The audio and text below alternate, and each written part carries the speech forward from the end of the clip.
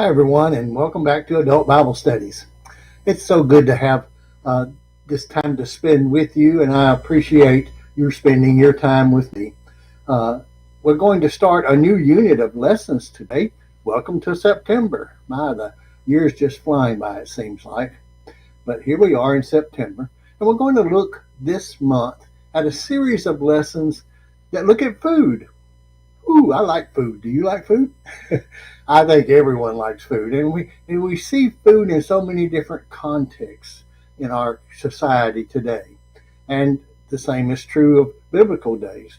The meal, sharing of food, those kinds of things were signs of hospitality, ways of greeting people, and ways of letting people know that you cared and were wanting to be in fellowship with them. Food is a focal part, and we're going to look in for the next this week and for the next 3 weeks at different contexts of food. This week, we're beginning with the story of the Exodus, where the children of Israel have been released from Egypt, and they've gone across the Red Sea, and they're over headed towards Mount Sinai. And as they're crossing the desert there, they're discovering that their provisions that they brought, slim as they were, are starting to really run out, and the people are beginning to get a little hungry. And you know, hungry people are not very happy people. They get very disgruntled and get very fussy and that sort of thing, and that's what was happening here. And so we want to look today at this lesson from Exodus that has to do with food and God's provision of the things that we need, in particular food in this incident. We're going to look at Exodus, the 16th chapter. The focal verses are verses 2 through 19 and 31 through 32, but the whole chapter, the 16th chapter, is really a background passage that I would encourage you to read through as you think about this lesson. I want to just read over the focal verses so that we'll have in mind the context of the story and the details of the story as we discuss this lesson together. It says here in chapter 16 of Exodus, verse 2, the whole Israelite community complained against Moses and Aaron in the desert. The Israelites said to them, "Oh, how we wish that the Lord had put us to death while we were still in the land of Egypt. There we could sit by the pots cooking meat and eat our fill of bread. Instead, you brought us out into this desert to starve this whole assembly to death." Then the Lord said to Moses, "I'm going to make bread rain down from the sky for you. The people will go out each day and gather just enough for that day. In this way, I'll test them to see whether or not they will follow my instructions. On the sixth day, when they measure out what they have collected, it will be twice as much as they collected on other days." So Moses and Aaron said to all the Israelites, "This evening you will know that it was the Lord who brought you out of the land of Egypt. And in the morning you will see the Lord's glorious presence, because your complaints against the Lord have been heard. Who are we? Why blame us?" Moses continued. "The Lord will give you meat to eat in the evening and your fill of bread in the morning, because the Lord heard the complaints you made against him. Who are we? Your complaints aren't against us, but against the Lord." Then Moses said to Aaron, "Say to the whole of the Israelite community, 'Come near to the Lord, because he's heard your complaints.'" As Aaron spoke to the people, they turned and looked toward the desert, and just then the glorious presence of the Lord appeared in the cloud. The Lord said to Moses, "I've heard the complaints of the Israelites. Tell them, at twilight you will eat meat, and in the morning you will have your fill of bread. Then you will know that I am the Lord your God." I'm sorry, my eyes are not working real with today. But anyway, In the evening, a flock of quail flew down and covered the camp. And in the morning, there was a layer of dew all around the camp. Where the layer of the dew lifted, there was on the desert surface thick, thin flakes, as thin as frost on the ground. When the Israelites saw it, they said to each other, "What is it?" By the way, "what is it" is also the literal translation of manna. Anyway, they didn't know what it was. Moses said to them, "This is the bread that the Lord has given you to eat. This is what the Lord has commanded. Collect as much of it as each of you can eat, 1 omer per person. You may collect for the number of people in your household." The Israelites did as Moses said, some collecting more, some collecting less. But when they measured it out by the omer, the ones who had collected more had nothing left over, and the ones who had collected less had no shortage. Everyone collected just as much as they would eat. Moses said to them, "Don't keep any of it until the morning." The Israelite people called it manna. It was like coriander seed, white, and tasted like honey wafers. God said, "This is what the Lord has commanded. Let 1 omer of it be kept safe for future generations, so that they can see the food that I used to feed you in the desert when I brought you up out of the land of Egypt." Pardon my halted reading today. My eyes have been bothering me a good bit. But anyway, we've got a beautiful story here of the people of Israel interacting with God. Now, it's a griping, fussing kind of interaction with God. And we want to stop for a minute and think about this. Here are these Jewish people who have been in Egypt for a long time, where they were enslaved and forced into hard labor day in and day out, where they were mistreated, and where often they cried out to the God of their forefathers and said, "Please help us." And now God has delivered them. But no sooner has his deliverance come to them than they began to reminisce and think back. Isn't that kind of like human nature? We always think back on the good things. They remembered sitting around the pots at night and having food to eat and time together. And they missed that. And there in the desert, they hadn't brought enough provisions to carry them much further than they had already gone. And so they were really beginning to anticipate a food shortage.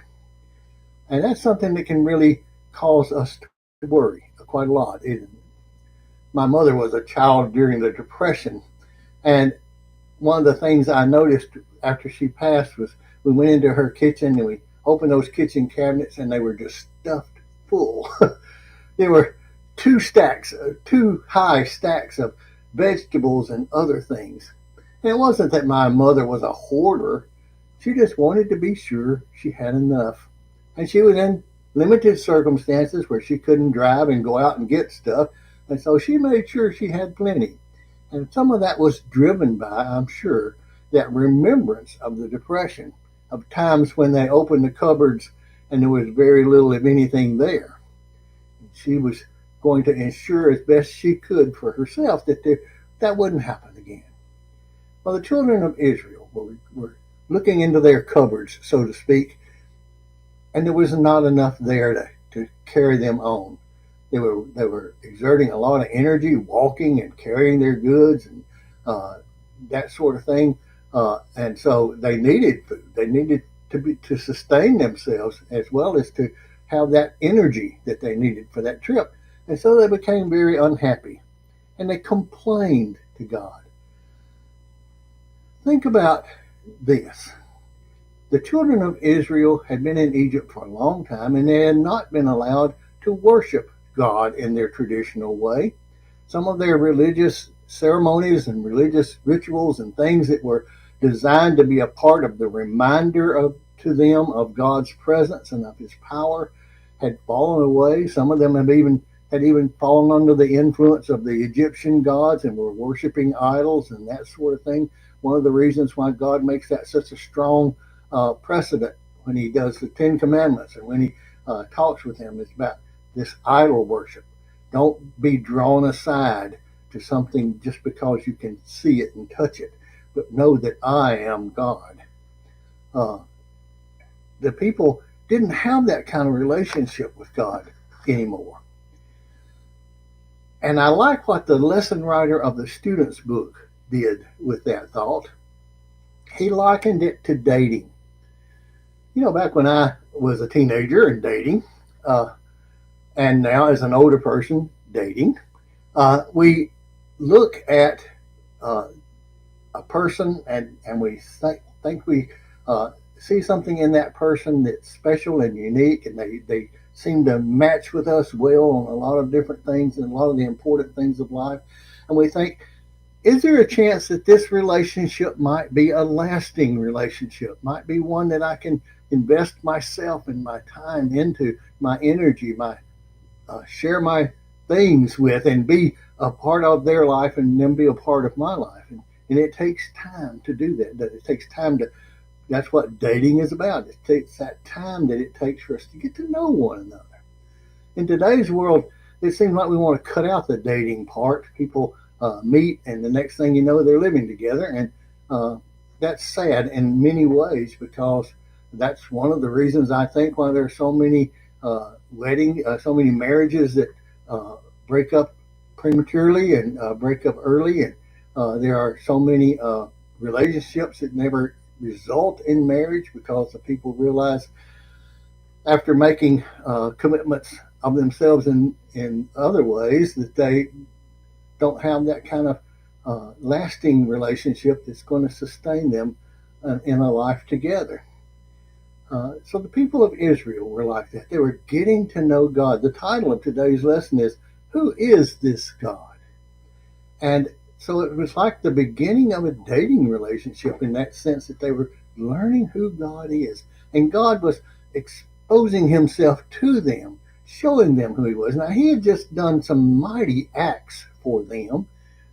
And through Moses and Aaron, he had communicated to them very openly about what he was doing and how he was doing it, even before he was doing it, that he was going to do it, and all those things to authenticate his presence and his power. And yet the first time they hit a bump in the road, this shortage of food, they started complaining and went to Moses and Aaron, complained to them, you're the leaders, why can't you need to do something about this? And Moses and Aaron did just the right thing. They said, don't complain to us. It's God who brought us all out into this place and into this time. It's God who has enabled us to break the bonds of slavery and to be free. Remember freedom and how you've longed for that? You have freedom now. Now you need to learn a relationship with God that's one of trust, where you allow him to meet those needs that you can't meet for yourself. And God does just that, doesn't it? It's a beautiful story of the quail and the manna, the people gathering, and in the story it talks about God's testing them in a sense. They thought they were testing God in the sense of saying, okay, God, it's time for you to put up here. And God says, oh, I'm well prepared to provide for you. But can you, when I provide for you, handle that in an appropriate way? Can you follow my instructions? Can you do it the way I say to do it? Can you honor me as God and see that I have a plan and you need to follow that plan? And so he gave them the basic instructions. Gather only enough for that day. Anything that was left over, we're told in other passages that talk about this period of time, that it would rot, that it would just go bad, and if they had more than one day's worth, somehow somebody snuck some in, whatever, they it didn't matter because it didn't last. It was a day by day trusting God, and it was a growing in that relationship of understanding I can trust God And God is faithful. Trust and faithfulness. That relationship that begins so powerfully. And food is a good illustration of that. God provides for our every need. He is aware of who we are, where we are, what we're doing, and what it is we need. And He's providing for us the things we need. Sometimes in illness, He provides us a strength and encouragement. His Spirit comes and bears witness with our spirit that we're His child and that He loves us, and that encourages us and gives us strength.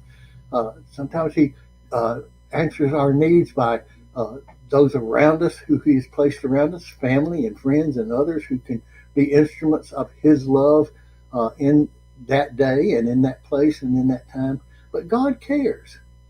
And God is helping the people of Israel understand that in this provision of the food that He's bringing to them. And again, Moses and Aaron are saying, look to God. Look to God. Moses and Aaron are doing exactly what you and I need to do when we share our faith with others. We say, there's nothing special about Wayne. What makes me special is that God loves me and God cares for me, and I have responded to that love. And because of that, in so many ways, I am blessed.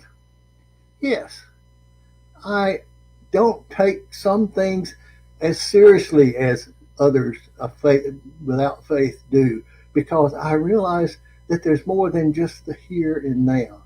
There's more than just the physical needs that I have. There's those spiritual needs, those deeper needs, those really much more significant needs, because they transcend this life and they go on into eternity. And God meets those spiritual needs so that when we transcend, when we die, when we go to be with Him, we'll be prepared. We'll have that relationship. We'll have that understanding. We'll have that sense of priorities.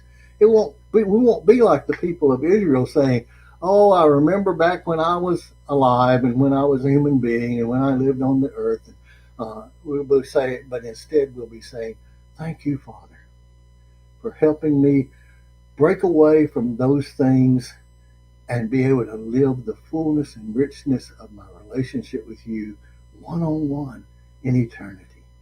What a powerful message. What a powerful illustration here as God reaches back even early in time, even before the Ten Commandments, even before His giving to Moses all of the instructions about the tabernacle and the worship rites and the sacrifices and all those kinds of things on Mount Sinai. That would come later. This is still a beginning relationship of these people with God. They are becoming God's people. And they are becoming God's people because God has initiated the relationship with them. It's not us that initiate the relationship with God. It's He who initiates that relationship with us. I'm saddened sometimes when I talk with people about faith and about God, and they say things like, well, I've got some things I just need to straighten out in my life before I start coming back to church, before I this or before I that. And that's totally not the point. The point is that God loves us who we are, where we are, and He'll help us through those things that we may be doing that are not pleasing to Him and are in reality not helpful to us either. When we trust Him, when we do like the Jewish people here in the desert and trust Him and allow Him, He will meet that greatest need that we have. Who is this God? This God is an awesome God, and He reigns not only in heaven, but in this world today. Open your heart to Him. Receive that love as these people received food to sustain them as a symbol. Jesus used food too. Last week when we looked at Judas and his betrayal of Jesus, where did we find them? We found them at the table, fellowshipping and around the table, eating together, sharing together. What a time of intimacy and sharing. Food has always been that way for us. And this unit, I'm excited about this unit. I hope you are too.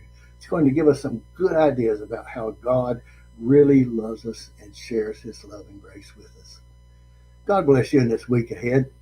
I hope your cupboards are full, your spiritual cupboards as well as your physical cupboards. And I hope this will be a wonderful week for you. Pray for me. I'll pray for you. If you have any comments or feedback, please don't hesitate to do that, because this is not a live stream where you can interact with me while I'm talking. But I do appreciate your feedback, and thank you so much for those of you who have done that in the past. And just have a blessed day. Enjoy your Labor Day holiday. God bless.